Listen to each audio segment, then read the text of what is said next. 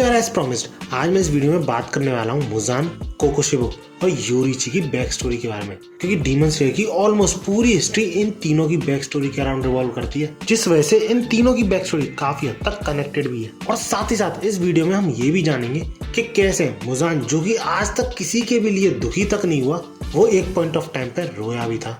So if you are interested, keep watching.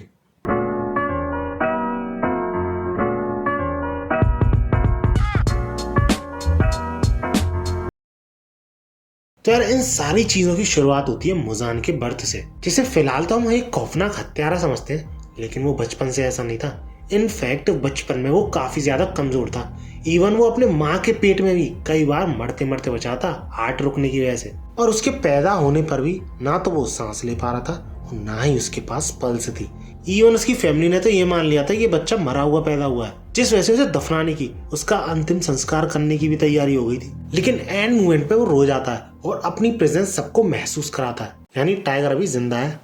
लेकिन Muzan का struggle यहीं पर खत्म नहीं होता है, क्योंकि वो हमेशा से बीमार रहता था। उसकी बॉडी इतनी ज्यादा कमजोर थी, जिस वजह से उसके पर्सनल डॉक्टर ने तो ये तक कह दिया था कि वो 20 साल की उम्र से पहले पहले मर जाएगा। और ये चीज सुन के मुजान का गुस्सा उसके सर चढ़ जाता है। बंदा इतना ज्यादा फ्रस्ट्रेट हो जाता है कि वो उस डॉक्टर को बिना कुछ सोचे समझे वहीं के वहीं मार देता है। लेकिन उस डॉक्टर को मारने के बाद वो ये रियलाइज करता है कि उस डॉक्टर ने जो अभी अभी मेडिसिन दी है उसे, वो काम कर रही है, क्योंकि उसकी बॉडी पहले से काफी ज्यादा स्ट्रांग हो चुकी है। लेकिन असाइड दैट, मुजान के सामने एक प्रॉब्लम थी कि वो सन में वॉक नहीं कर सकता था। और वो कुछ एक्सपीरियंसेस के बाद ये समझ चुका था कि अगर वो सन के नीचे आया तो वो तुरंत ही मारा जाएगा। और रही बात ह्यूमन फ्लैश के क्रेविंग्स की, तो वो उसके लिए बड़ी बात नहीं रह गई थी, क्योंकि ये चीज वो लोगों को खाकर सॉल्व कर सकता था। लेकिन बंदे का गुस्सा दिन प्रतिदिन बढ़ता ही रहा कि क्यों वो सन के नीचे वॉक नहीं कर सकता, जिस वजह से वो एक ऐसी बॉडी के लिए काफी ज्यादा डेस्परेट हो गया था जो कि सनलाइट्स को हैंडल कर सके। जिस वजह से उसने उस डॉक्टर के सारे कंपाउंड्स देखे, क्या क्या चीजें उसने मिला के वो मेडिसिन बनाई थी। अब उस मेडिसिन के जो इंग्रेडिएंट्स थे उनमें से एक था ब्लू स्पाइडर लिली,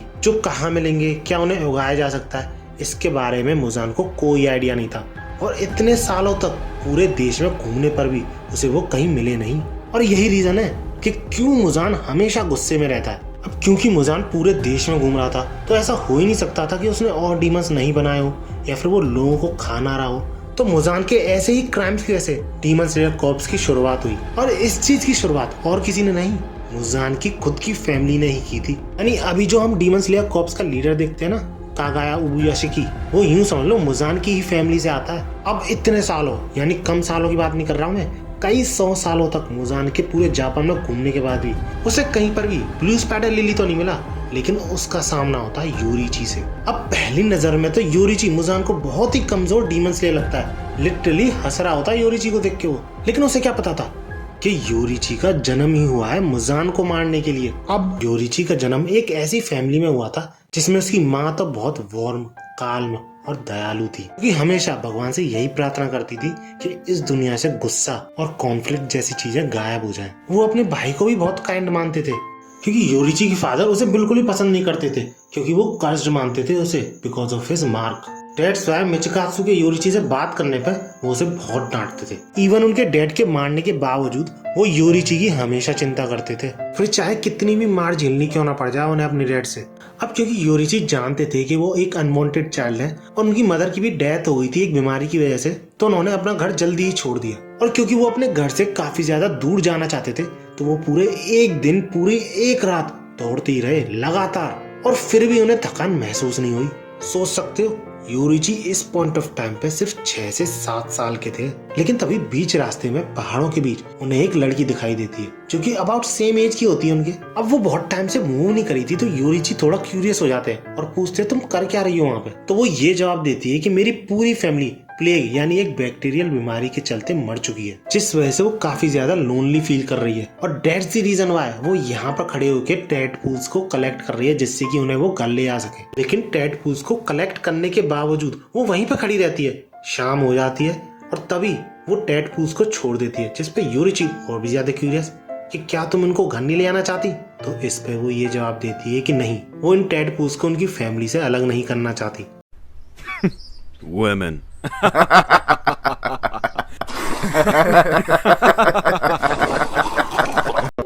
जिसपे योरीची थोड़ा सोचते हैं और ये बोलते हैं कि क्या मैं तुम्हारे साथ चलूं तुम्हारे घर।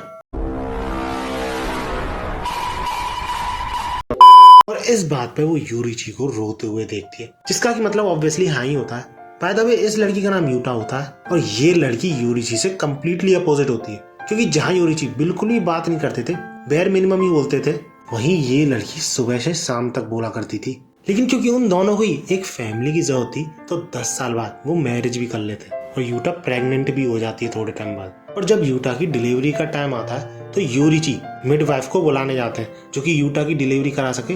अब यूरिची का प्लान तो यही था कि वो सनसेट से पहले वापस आ जाएंगे, लेकिन उन्हें रास्ते में एक आदमी मिलता है जिसे कि हार्ट की काफी ज्यादा प्रॉब्लम होती है, लेकिन फिर भी वो काफी ज्यादा जल्दी में था क्योंकि उसके बेटे को काफी ज्यादा चोट आई है एक बैटल के दौरान। सो ऑब्वियसली यूरिची उस बूढ़े आदमी की मदद करते हैं, लेकिन इस चक्कर में यूरिची पूरा एक दिन लेट हो जाते हैं। और जब वो अपने घर पे पहुंचते हैं तो वो ये देखते हैं कि यूटा और उसके पेट में जो बच्चा था उन दोनों का, वो दोनों मारे जा चुके हैं। क्योंकि यूरिची कितना भी अलग ही क्यों ना हो, लेकिन वो शुरुआत से ही काफी ज्यादा इमोशनल इंसान थे, जिस वजह से यूटा और उनके बच्चे की मौत पे उन्हें इतना बड़ा शौक लगता है कि वो पूरे 10 दिन तक यूटा की बॉडी को अपने हाथ में लिए बिना उस स्पॉट से हिले बैठे रहते हैं। और वो शायद उठते भी नहीं अगर वहां पे डीमन स्लेयर कॉर्प्स का मेंबर नहीं आता। और वो डीमन स्लेयर एडवाइस करता है यूरिची को कि वो अपने बच्चे और बीवी को दफना दे। अब यूरिची तो सिर्फ इतना चाहते थे कि वो शांति से अपनी बीवी और बच्चे के साथ एक हैप्पी लाइफ गुजार सकें, लेकिन उन्हें इतना भी करने का मौका नहीं मिला। और इसी पॉइंट ऑफ टाइम पे यूरिची को डीमंस के बारे में पता चला, और वो क्योंकि नहीं चाहते थे कि जिस चीज से वो गुजरे कोई और भी गुजरे, तो वो डीमन स्लेयर कॉर्प्स ज्वाइन कर लेते हैं। अब डीमन स्लेयर कॉर्प्स ज्वाइन करने के बाद यूरिची ये नोटिस करते हैं कि वहां पे बहुत सारे स्पोर्ट्समैन थे, लेकिन उनमें से कोई भी ब्रीदिंग स्टाइल्स का यूज ही नहीं करता था। तो यूरिची ने उन्हें सिखाने की कोशिश करी। अब हर कोई तो ब्रीदिंग स्टाइल्स नहीं सीख सकता था, लेकिन जो हर्षराज थे वो ऑलरेडी सुपीरियर थे, जिस वजह से वो आसानी से सीख गए और वो पहले से काफी ज्यादा इम्प्रूव भी हो गए, जिसके बाद डीमंस का खात्मा और भी ज्यादा तेजी से होने लगा। और इसी बीच यूरिची के भाई के कुछ सबऑर्डिनेट्स भी मर गए थे, जिस वजह से यूरिची के भाई ने भी डीमन स्लेयर कॉर्प्स ज्वाइन कर लिया। लेकिन लेट मी टेल यू, ये रीजन बिल्कुल भी नहीं था उसके डीमन स्लेयर कॉर्प्स को ज्वाइन करने का। तो फिर रीजन क्या था वो हम आगे वीडियो में जानेंगे। और वो मुजान को देखते ही समझ जाते हैं कि उनका जन्म ही मुजान को मारने के लिए हुआ है। अब मुजान का सामना जितने भी स्पोर्ट्समैन से हुआ था वो उसके सामने कुछ भी नहीं थे।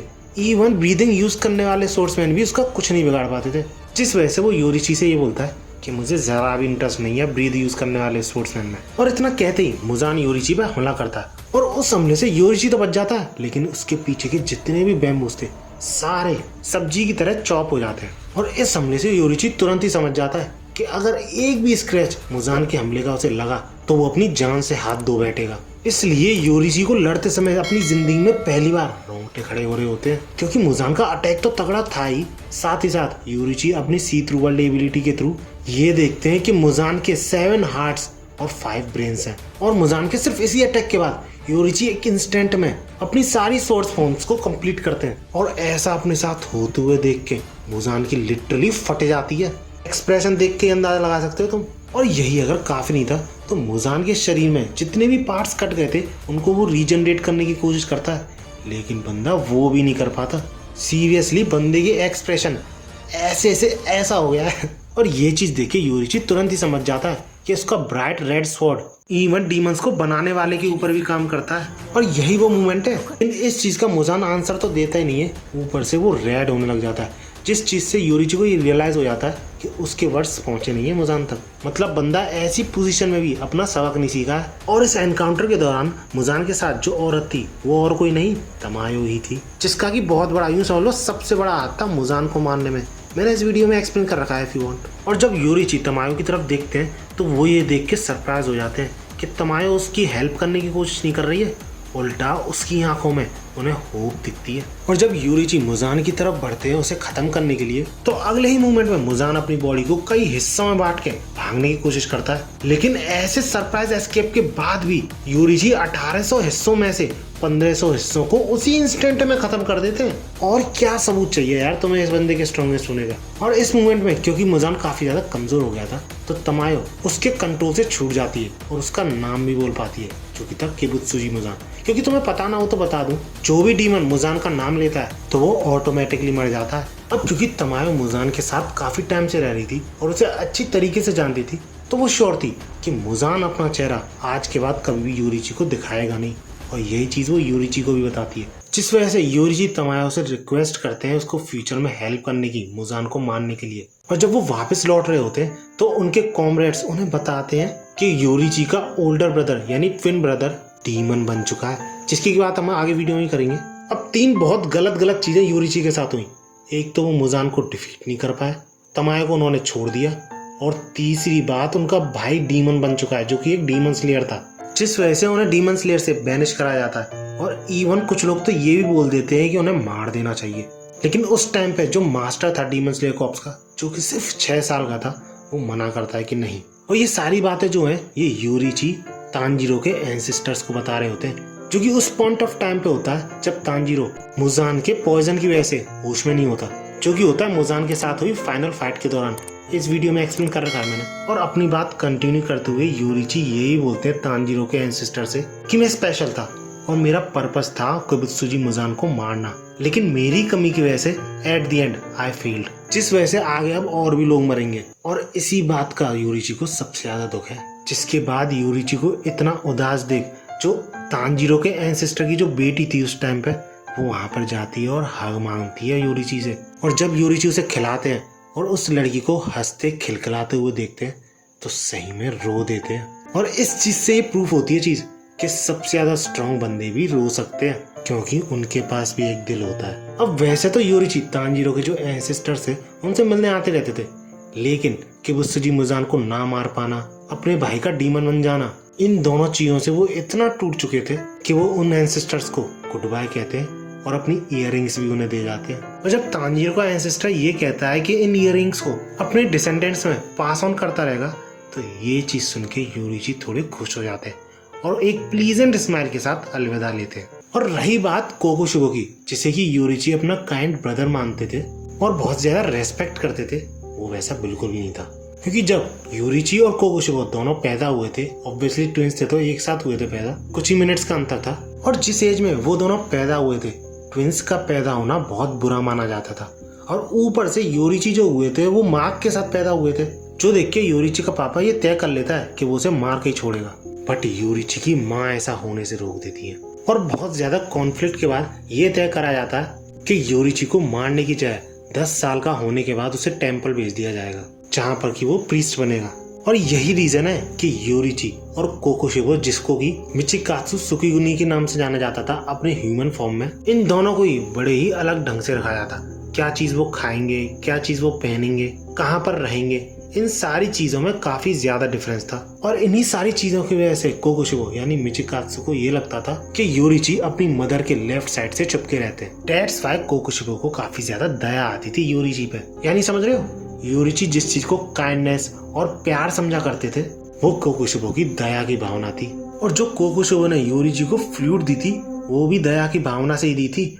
लेकिन यूरिची ये समझ रहे थे कि कोकोशुबो काफी ज्यादा प्यार करते हैं उनसे। और पूरे 7 साल की उम्र तक यूरिची एक शब्द भी नहीं बोले थे, तो सबको यही लगने लगा था कि वो बोल ही नहीं सकते और सुन भी नहीं सकते। जब कोकोशुबो यानी मिचिकात्सु अपनी स्वॉर्ड स्विंग्स की प्रैक्टिस कर रहा था, तो यूरिची कुछ इस तरीके से खड़े थे, इतनी शांति से खड़े थे कि जैसे कि कोई पेड़ खड़ा हो। और ऐसा ही कुछ मैंने इस वीडियो में अकाजा वाली फाइट में ही बोला था कि तांजीरो भी ऐसा कर पा रहा था। और जब यूरिची ये बोलते हैं, क्या तुम्हारा सपना है स्ट्रॉन्गेस्ट समुराई बनने का, तो ये चीज सुन के मिचिकात्सु के रोंगटे खड़े हो जाते हैं, तलवार छूट जाती है उसके हाथ से। और सिर्फ इतना ही नहीं, यूरिची मिचिकात्सु से ये भी बोलते हैं कि उनका भी कुछ इंटरेस्ट है सोर्समैनशिप में। लेकिन क्योंकि यूरिची को 10 साल का होते ही प्रीस्ट बनने के लिए टेम्पल में भेजा जाने वाला था, तो मिचिकात्सु यही सोचता है कि क्या इसे पता नहीं है कि उसके साथ क्या होने वाला है, जो ऐसी बातें करते हुए ये हंस रहा है। और यूरिची की इस बात पे मिचिकात्सु को भरोसा इसलिए और नहीं था क्योंकि वो हमेशा अपनी माँ से चिपके रहते थे, जिस वजह से मिचिकात्सु इस बात को इग्नोर कर देते हैं यूरिची की। लेकिन अगली बार जब मिचिकात्सु अपने मास्टर के साथ ट्रेनिंग कर रहा था, तो यूरिची खड़े खड़े देख रहे थे बस। तो वो मास्टर भी यूरिची से हंसी में कहता है कि तुम क्यों नहीं ट्राई करते एक बार तलवार चलाने की। और इसके बाद भाई साहब यूरिची, जिसने कि आज तक अपने हाथ में तलवार नहीं पकड़ी थी, उसे तलवार पकड़ना भी सिखा रहा था वो मास्टर, अपने पहले ही अटैक में उस मास्टर के छक्के छुड़ा देता है। सोच रहे हो उस मास्टर को कितने साल का एक्सपीरियंस होगा, और यूरिची ने सिर्फ अपनी तलवार पकड़ के उसकी ऐसी हालत कर दी। और ये चीज देख के मिचिकात्सु के होश उड़ जाते हैं और सिर्फ हराने की बात तो ठीक भी थी, लेकिन अपने पहले अटैक में वो भी सिर्फ 4 स्ट्राइक्स के साथ यूरिची उस स्पोर्ट्समैन को नॉकआउट कर देते हैं। होश खो देता है वो बंदा। और इस इंसिडेंट के बाद यूरिची ने ये तय कर लिया कि वो समुराई नहीं बनेंगे, क्योंकि वो लोगों को मारने के बाद जो फील आती है उसको सहन नहीं कर सकते। अब यूरिची के ऐसे कारनामे को देख के मिचिकात्सु काफी ज्यादा क्यूरियस हो जाता है कि आखिर ये यूरिची ने करा कैसे। और वो पीछे पड़ जाता है कि तुम ऐसा कैसे कर पाए, जबकि मैं इतने टाइम से ट्रेन कर रहा हूँ, एक हिट भी नहीं मार पाया। इसके बाद यूरिची ने जो कोकुशिबो यानी मिचिकात्सु से बोला वो इनकॉम्प्रिहेंसिबल था। यूरिची ये बोलता है कि स्ट्राइक करने से पहले सबसे पहले तो डीप ब्रेथ लो, इसके बाद skeleton alignment, muscle concentration, blood flow, इन सारी चीजों पर पहले नजर डालो और फिर जाके स्ट्राइक करो। अब बात ये थी कि यूरिची तो ये सब पहले से देख रहे थे अपने जन्म से ही, तो उन्हें लगता था कि सारे लोग ये देखते होंगे। और यही चीज मिचिकात्सु को बाद में समझ में आती है कि यूरिची ट्रांसपेरेंटली किसी के भी बॉडी के आर पार देख सकते हैं, यानी इंटरनल ऑर्गन्स को देख सकते हैं। और इसी रीजन की वजह से वो यही सोच में होता है कि जिस बंदे के लिए वो दया दिखाता था वो उससे इतना ज्यादा पावरफुल है, इतना ज्यादा स्पेशल है। और इस इंसिडेंट के बाद मिचिकात्सु को रात में भी नींद नहीं आ रही थी। वो यही सोच रहा था कि उस मास्टर ने अगर फादर को बता दिया होगा तो क्या वो अपना सक्सेसर यूरिची को बनाएंगे, मुझे उसकी जगह स्विच कर देंगे, यानी प्रीस्ट बनने की बोलेंगे। और इसी बीच यूरिची मिचिकात्सु के कमरे के बाहर आके ये बोलता है कि मदर मर चुकी है। ये चीज यूरिची रात के 3 बजे बता रहे होते हैं और वो तुरंत ही उसी टाइम लीव भी लेते हैं, यानी घर छोड़ के जाने की बोलते हैं मिचिकात्सु से। और जो फ्लूट मिचिकात्सु ने यूरिची को दी थी वो उसके लिए फिर से थैंक्स कहते हैं और वो यूं बोलते हैं कि मैं हमेशा इसे अपने साथ रखूंगा। और यूरिची के लीव करने के कुछ दिनों बाद मिचिकात्सु को अपनी मदर की डायरी मिलती है, जिसमें कि ऐसे ऐसे सच लिखे होते हैं जो जान के यूं समझ लो मिचिकात्सु ह्यूमन फॉर्म में ही था, लेकिन कोकुशिबो में ऑलरेडी कन्वर्ट हो चुका था। उसे अपनी मदर की डायरी से ये पता चलता है कि यूरिची जान चुका था कि उसकी फैमिली को कौन सक्सीड करेगा, यानी इनहेरिट करेगा, इस पे डिस्कशन चल रहा है। और प्रोबेबली यूरिची को ही चुने जाने वाला है, जिस वजह से वो तुरंत ही अपनी माँ की मौत के बाद निकल गए वहां से। और यही अगर काफी नहीं था तो उस डायरी में ये भी लिखा था कि यूरिची सब जानते थे कि उसकी माँ को बीमारी है, जिस वजह से उनकी लेफ्ट साइड काफी ज्यादा कमजोर होती जा रही है। और यही रीजन था कि वो उनकी लेफ्ट साइड से चिपके रहते थे। और ये चीज सुन के जो मिचिकात्सु को जलन होती है ना, यूं समझ लो बंदा नाक से खून दे जाता है, क्योंकि जिस भाई को वो यूजलेस समझता था, दया दिखाया करता था, वो कुछ और ही निकला। स्ट्रॉन्ग था, दयालु था और सब कुछ जानता था, और एक तरीके से सक्सेसर की गद्दी भी उसे भीख में देके गया था, obviously according to Michikatsu point of view. इसके बाद यूरिची के फादर ने काफी ज्यादा ढूंढने की कोशिश करी यूरिची को, लेकिन वो कहीं दिखाई नहीं।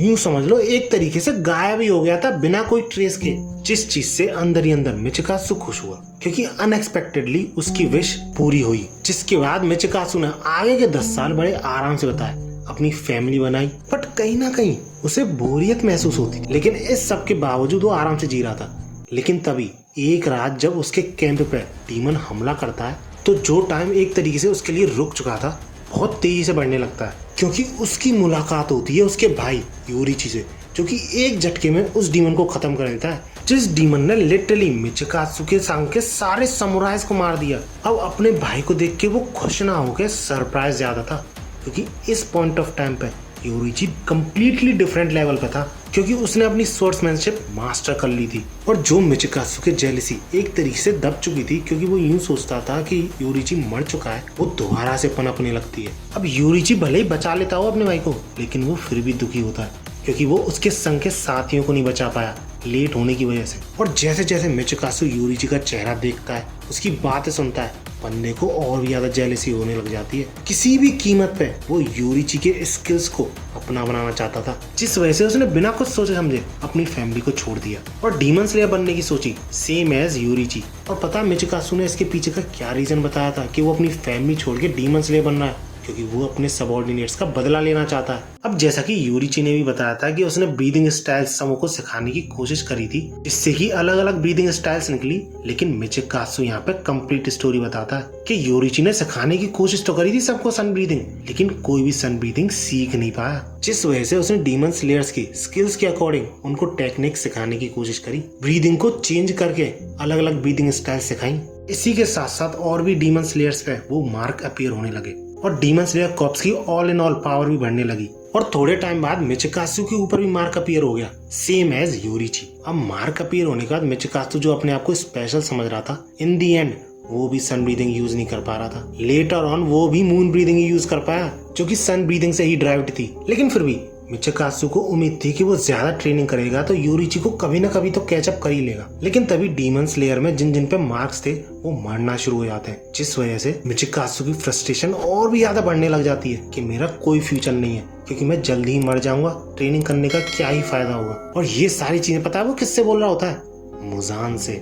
और मुजान उसे ऑब्वियसली ये ऑफर करता है कि तुम डीमन बन जाओ, तुम्हारे पास टाइम ही टाइम होगा। और अपनी बात को कंटिन्यू करते हुए मुजान ये बोलता है कि तुम्हें अपनी ब्रीदिंग टेक्निक्स मास्टर करनी है और मुझे एक ऐसा बंदा चाहिए जो कि ब्रीदिंग्स यूज कर सके। अब ये चीज सुन के मिचिकासु थोड़ा शॉक तो होता है, लेकिन एट द एंड वो मान जाता है इस ऑफर पे। लेकिन सरप्राइजिंगली मिचिकासु जो कि अब कोकुशिबो बन चुका था, उसका सामना यूरिची से होता है, जो कि इस पॉइंट ऑफ टाइम पे 80 साल का हो चुका था। तो उसे सबसे पहले झटका तो ये लगता है कि यूरिची इस पॉइंट ऑफ टाइम तक जिंदा कैसे है, जबकि 25 साल की उम्र के आसपास ही मर जाते हैं जिनके ऊपर मार्क है। और दूसरा झटका कोकुशिबो को ये लगता है कि ऐसी उम्र में आके भी उसके पास यूरिची के हमलों का कोई जवाब नहीं था। लेकिन एक अटैक के बाद ही यूरिची अपनी ओल्ड एज से मर जाते हैं, जिसके बाद कोकुशिबो को काफी ज्यादा गुस्सा आता है, तो वो यूरिची की लाश पे ही हमला कर देता है। लेकिन उस लाश में से निकलती है एक फ्लूट, जो कि वही फ्लूट है जो कोकुशिबो ने यूरिची को दी थी। और वो फ्लूट देख के कोकुशिबो जो डीमन बन चुका है रो देता है। और एक फन फैक्ट बताऊं, यही फ्लूट जो 2 हिस्सों में बढ़ चुकी थी, यानी टूटी हुई फ्लूट, कोकुशिबो अपने पास लेके घूमता था अभी तक, जो कि हमें उसकी डेथ के बाद दिखाई जाती है। और वो अपनी मौत के टाइम भी यही सोच रहा होता है कि उसने अपनी फैमिली छोड़ दी। मियोइचिरो जो कि उसका डिसेंडेंट था, उसको उसने मार दिया। समुराई से वो डीमन में कन्वर्ट हो गया, लेकिन वो फिर भी यूरिची से कभी आगे बढ़ ही नहीं पाया। और ऊपर से यूरिची की ब्रीदिंग स्टाइल यानी सन ब्रीदिंग एक बंदा यूज कर सकता है, लेकिन कोकुशिबो इतने साल तक जिंदा होने के बावजूद वो अपने पीछे कुछ भी नहीं छोड़ पाया। और अपने एंड टाइम में मुजान भी यही सोचता है कि वो कुछ भी नहीं छोड़ पाया पीछे, इसलिए वो तांजीरो में अपनी फीलिंग्स को भेज देता है, जिससे कि वो तांजीरो में हमेशा जिंदा रह सके। और अपने पास्ट को याद करके, जो कि मैंने तुम्हें शुरुआत में बताया था, रो देता है कि इतनी बार मौत को धोखा देके फाइनली आज उसका भी एंड हो रहा है, इतनी सेंचुरीज तक जिंदा रहने के बाद। दैट्स इट, आज की वीडियो में इतना ही। जितनी अच्छी मैं बना सकता था वीडियो, पूरा 100% दे दिया इस वीडियो में। आई होप तुम्हें अच्छी लगी होगी। अगर हाँ तो वीडियो को लाइक जरूर करना, और ऐसी ही वीडियोस के लिए मेरे चैनल को सब्सक्राइब जरूर कर लेना। और यार इस वीडियो का हम टारगेट कम से कम रखते हैं 12,000 लाइक्स, क्योंकि प्रोबेबली ये वीडियो डीमन स्लेयर की मेरी लास्ट वीडियो है। तो इसलिए अगर तुम्हें सीरीज में से कोई भी वीडियो बढ़िया लगी है तो इस वीडियो को जरूर लाइक करना। मिलते हैं अगली वीडियो में, और भागो।